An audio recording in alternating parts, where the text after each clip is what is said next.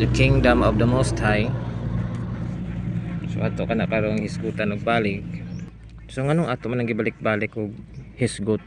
Usa bay importansya ni ining gingharian sa Son of Man nga ato man jud na siya gitagag importansya niya. Karon wala naman ni siya mausog. Maghisgot ini karon kataw-an na lang sa mga tao. So tungod kay gi-manipulate karon sa nagkalain-lain nga mga nasod ang mga utok sa mga Pilipino. Klase-klase na lang ang ilang gibuhat para ang mga Pilipino dili sila ma-awaken, dili sila mahigmata. Pero kita kailangan independent ta ni ana nga mga wind of doctrines and norms. So naghimo sila karog mga cultural norms para dili jud ni siya pangitaon ang gingharian sa mga Pilipino. O ila gyud ipatuo nga walay gingharian diri sa Pilipinas. So katong mga awakened mutuo ni ining atong gitudlo. So unsa man ka importante tungod kay for example doon natay ipakita karon nga mauna kini karon ang utang sa Pilipinas. Okay, the national government that recorded at 16.31 trillion as of end January 2025, Bureau of the Treasury. Okay, pila na ang utang sa Pilipinas? So perting dakuan na kaayo. So ang atong government maglisod na sila pagbayad ni ana. So that is why kinsa may makabayad ni ana ang gingharian nga tinuod, ang gingharian nga niya matukod sa Pilipinas. Ngano man nga maglisod naman og bayad ini ang atong government tungod kay base sa international law, sa agreement sa mga nasod, ang tag-iya na sa mga gold niya nang naa sa mga 127 countries mauna ang Dios. So sa pagsugod na atong year 2000 do na year of the great jubilee, ibalik na gyud sa Dios ang tinuod nga authority, ang pagmamay-ari sa buong mundo. That is why daghan karon ang ni sulay sa pag-claim kadto si Pastor Kibuloy ni claim siya nga siya kunoy tag-iya sa gold sa 127 countries ug sa hasta sa Amerika. Gikontra kini sa lain nga mga nasod nga naman una dili magud siya ang tinuod nga hari. Of course, ikaduha dili pod mosugot ang mga tagalaing nasod nga dunay gingharian ang mga Pilipino, especially nga gingharian nga dili nila magustuhan. So mao kana nga makita nato dunay mga religious leader nga ilang ipahiya pakauwawan diha sa Senado. Katupagani sa una si Senyor Aguila na nagangkon kuno nga siya kuno ang Santo Niño, ilang pakauwawan. So uban pa nga mga politiko na ilang pakauwawan tungod kay doon na kanay mga political intention, away-away, hidwaan sa pamolitika. So kini man kung ubang relihiyon mo apilar man sila sa pamolitika mo nang dunay mga ingunana. So ang makabayad na di ay sa utang, ang paglaom sa pagbayad sa utang sa Pilipinas, ang tanging makabayad lamang ni ana ang gingharian sa Dios, ang gingharian sa langit nga matukod diri sa Pilipinas.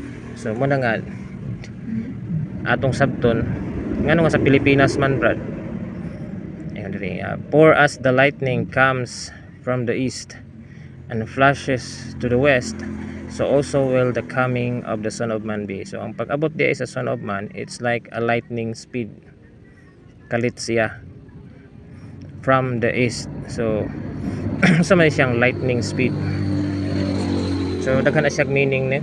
Una, ang pag-abot ni Kristo kalit. So pag-abot niya ngadto sa iyang templo, buto sa butong atong previous topic, ang temple niya tao di ay na ngayang sudlan, tawago niya.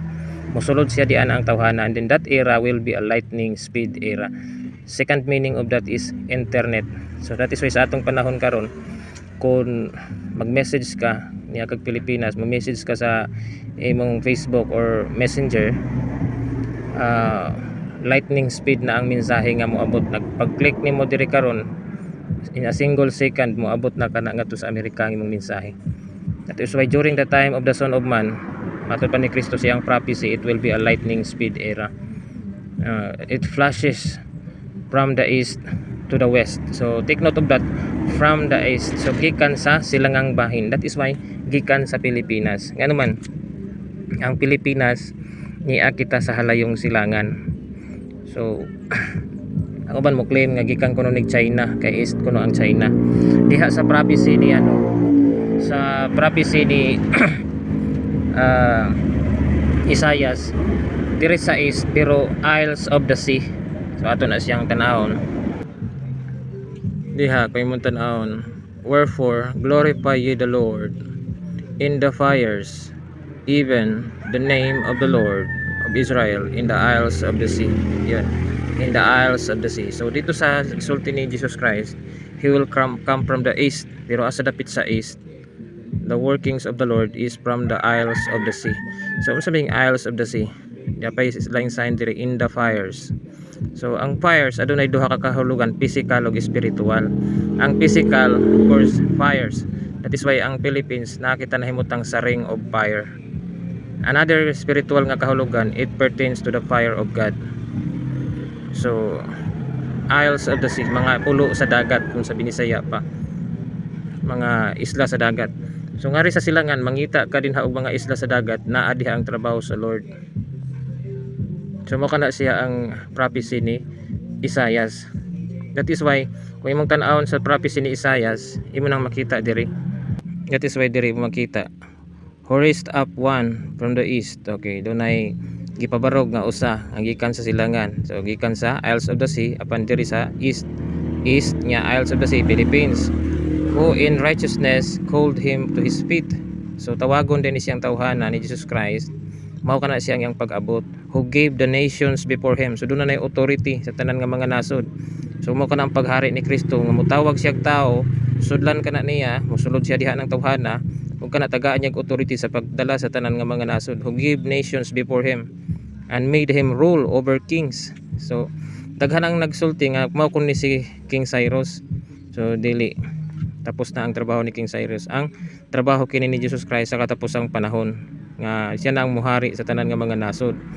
So pinaagi sa pagtawag niya sa usang ka tawo.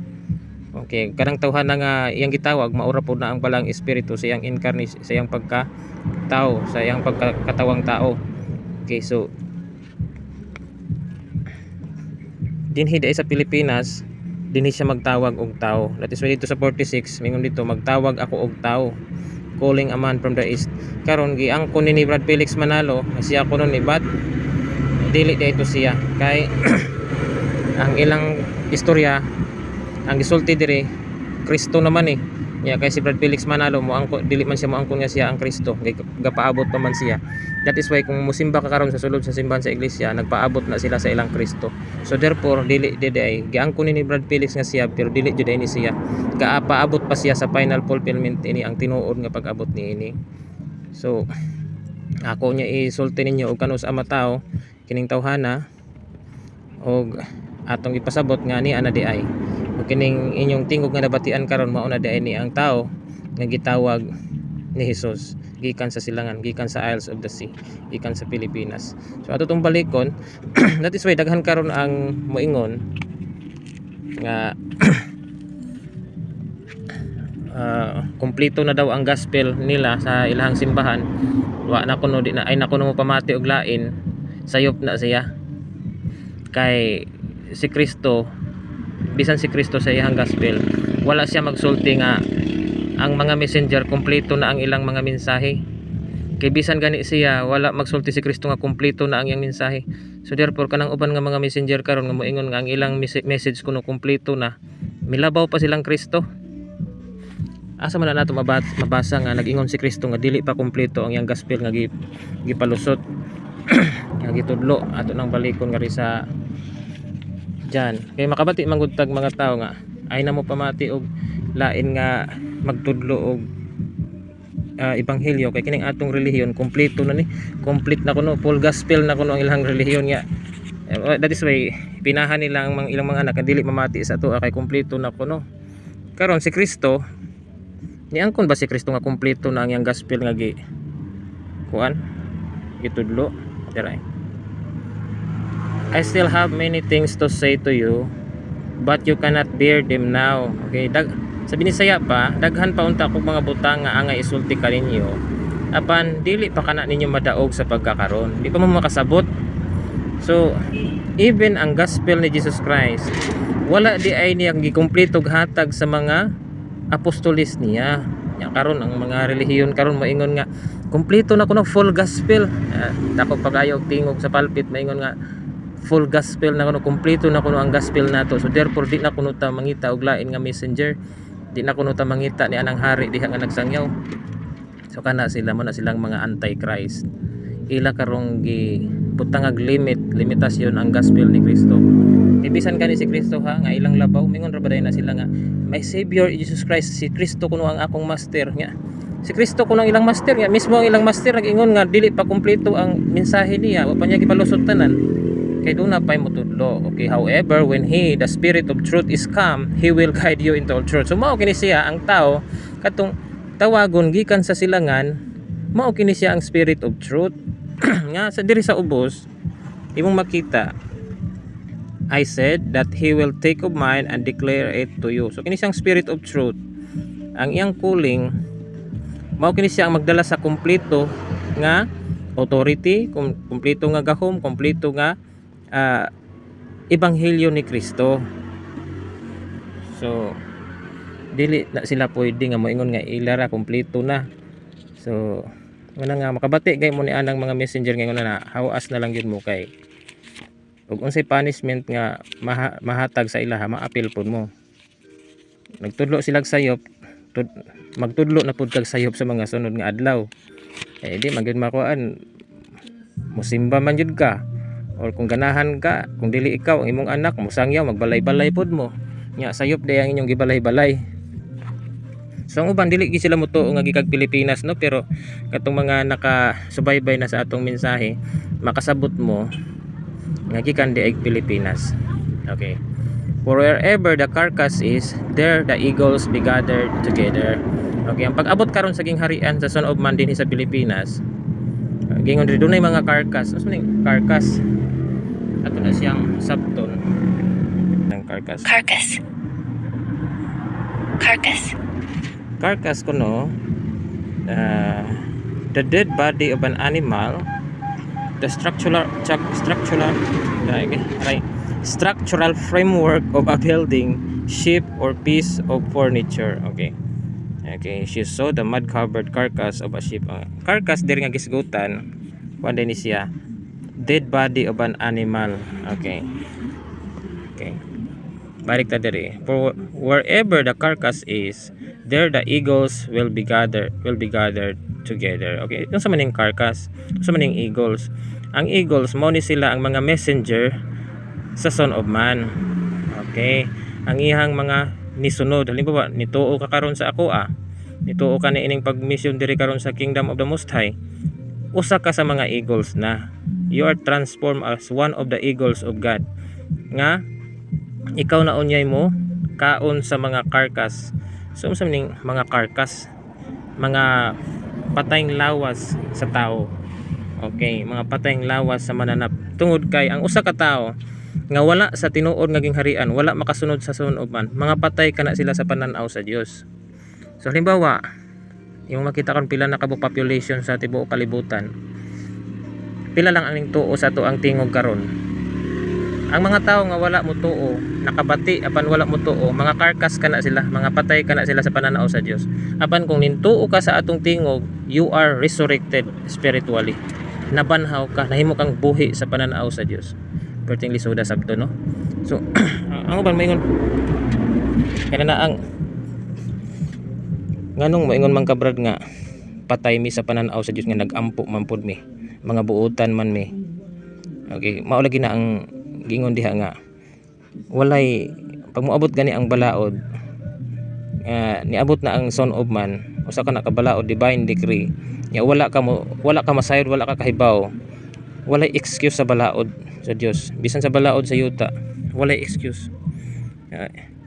Ignorance of the law excuses no one. So ning abot na di ay ang Son of Man karon nya wala ka mo sunod, kay ignorante ka, punishable ka pa rin. and you have violated the law of God, nahimo kang patay sa pananaw sa Dios. Whether you are good or bad, bisan pag nahimo kang maayo karon or buutan, patay ka sa pananaw sa Dios. So unsa may buhaton nimo para mahimo kang buhi sa pananaw sa Dios? Mutuo ka niini nga tingog nga imong nabatian karon, musunod ka, magpaubos ka. Dili kay ang imong pride lang ang imong sundon. Ang uban karon mga prideful naman lagi kaayo, tagas na kaayong mga garbo, masakitan lang gamay sa atong istorya, manluod na. So kanang pagkaluodan, ambot lang na abay luwas nga luodan. Bisan sa negosyo maglisod ka pag lambo ang luodan ka, pag panarbaho nimo bisag manarbaho ka sa laing mga kumpanya o kasabaan ka sa imong amo manluod ka dayon, di ka gyud makapadayon. So di ka mo asinso kining pagkaluodan way makuha. So kinahanglan makabati ka karon, bisan pag nasakitan ka sa akong tingog mo padayon jud ka, magpamember ka aron mahimo kang one of the eagles of God. Okay, karon diri atong makita, immediately after the tribulation of those days, the sun will be darkened, and the moon will not give her light. The stars will fall from heaven, and the powers of heavens will be shaken. Okay. Unsa maning sun? Kita diri nga the sun will be darkened. Okay. Unsa man ni siya nga sun? Nga mo darkened siya. But pasabot niya na ang mga leader kana, ang mga inilang idolo, hari, leader sa tibok kalibutan. Mao kana silang mga spiritual son. Halimbawa sa Roman Catholic Church, kinsa man ang spiritual son nila, ang leader nila mao ang Santo Papa. Sa Islam si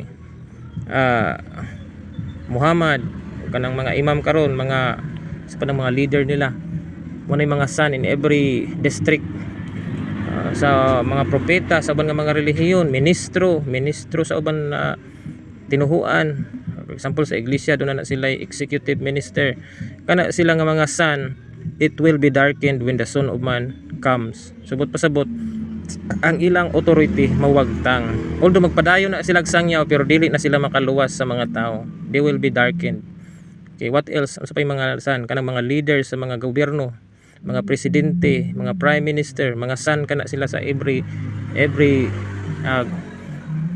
nation nila or association or groups nila, corporation or whatever, mga hari sa mga negosyo, whatever, mao na silang mga nidanag nga kahayag sa matag lugar nila.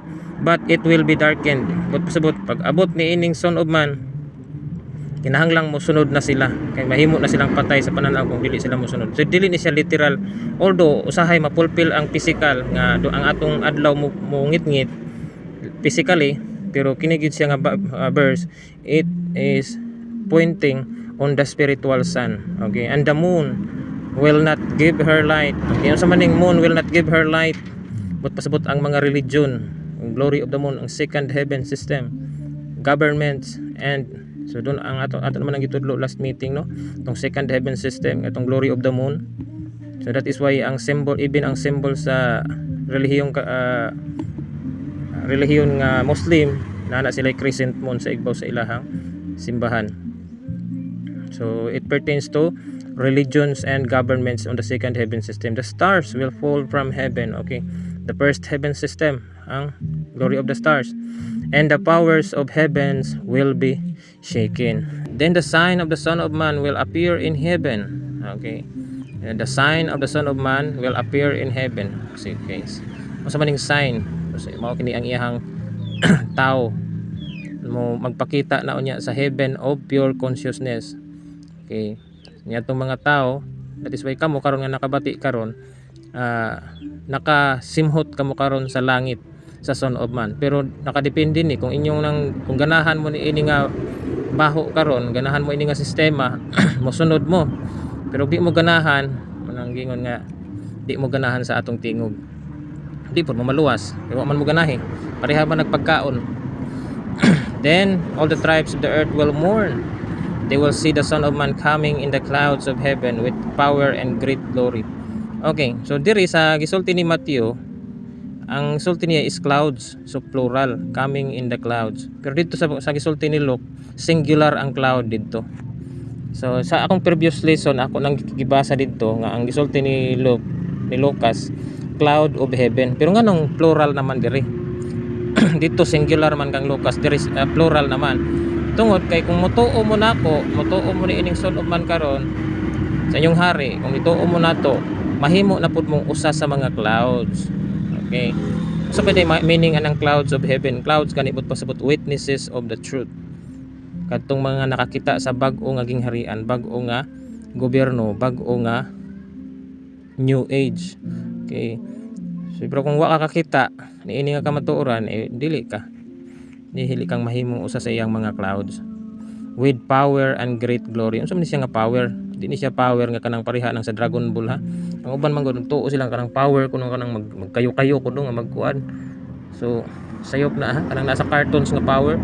Kaya ang ilang gituhuan ang gitudlo ra ba karon sa uban nga mga relihiyon kanang power nga pareha kuno kang Son Goku nga mga magunob kuno ang kalibutan, magbuto-buto kuno, nagkamhanan kuno kaayo dili. Gahom ni siya, that is kingship authority and priesthood authority. Political authority nga political power ka nga gihatag sa Dios nga tanan nga mga gingharian mosunod na sa iha tungod kay dunay si power to rule. That is why dito gisulti ni Kristo, all nations is given to him.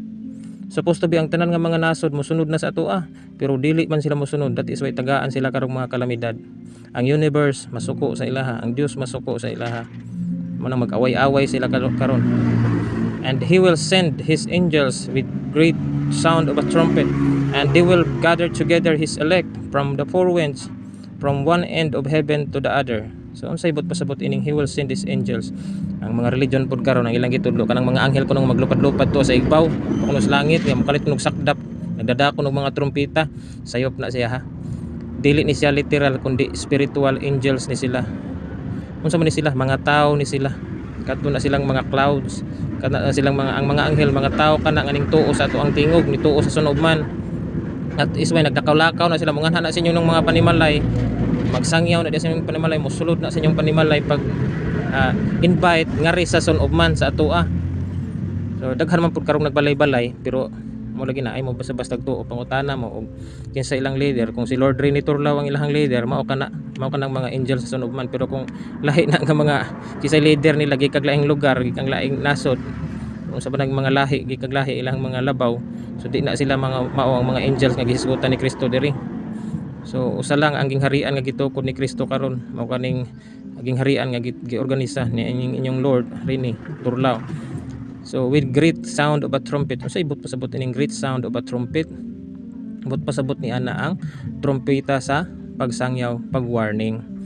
So di na siya literal nga na magdadagog trumpeta nga magsaba-saba. Kay usually in the ancient kingdoms man gud, kung dunay mo abot nga mga dautan kontra, ipatingog nila ang mga trumpeta. Bot pasabot karon kung duna karoy mga messenger nga mag-sound og trumpet, bot pasabot muhatag na sila warning nga dunay taliabot nga mga kalisdanan, sulod na mo sa gingharian, mo na ibot pasabot sa trumpet. Di kay literal nga trumpet. Ang gihimo pud karon sa mga relihiyon, nagbutang na sila mga picture no nga naapog kuno si Kristo sa tunga, nga naa kuno yung mga kabayo, nga naay mga anghel nga magdadalag trumpeta, mao kuno na ang pagbalik ni Kristo. So in taon ang mga tao nga dali ra in taon kay lokohon sa picture di mutuo pud in taon mo na nga niabot na di ay karon si Kristo, wa sila masayod kay ang ilahang pagsabot lahi man sa gisulti ni Kristo, wa man sila kasabot nining mga figurative speech diri.